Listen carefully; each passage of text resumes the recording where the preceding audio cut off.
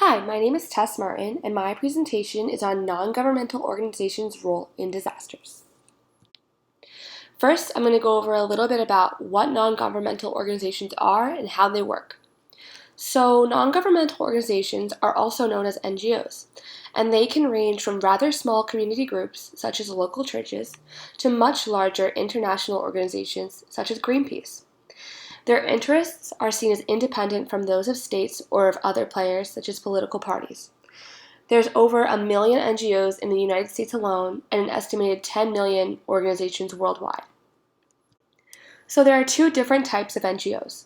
The first type are called member-serving NGOs. These NGOs only serve members within their organization. For example, some types of member-serving NGOs are labor unions or professional associations. The other type of NGO is called public-serving NGOs. These serve the public by providing services or benefits to society.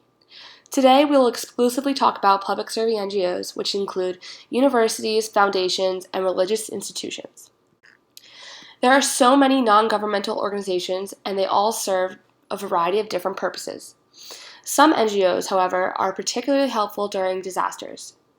This is because NGOs provide essential services such as emergency shelter, search and rescue, food and water, emergency healthcare services, psychological counseling, emergency home repairs, pet rescue and care, sandbagging during flooding, and emergency communications. NGOs are important because they assist government agencies when they are needed by providing services, but they also communicate with government agencies. Sometimes, services provided by NGOs might not even be available by government agencies, such as community counseling. Community counseling is helpful after a disaster because it helps people come to terms with what has just happened to them. However, there are some potential downsides to working with NGOs.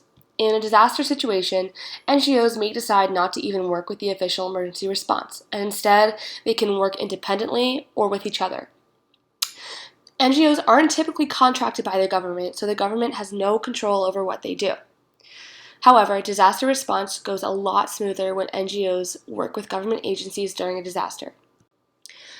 The American Red Cross is a household name and is also a great example of an NGO. It's a private, non-profit organization mostly run by volunteers. The Red Cross is useful during disasters because it has approximately 23,000 disaster service volunteers available nationwide at any moment.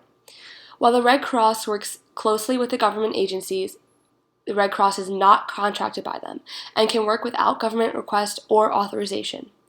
American Red Cross volunteers provide training programs in logistics, sheltering programs, damage assessment, mass care, and many other specializations. As you can see, NGOs serve an important role in emergency response. And here's my works cited page.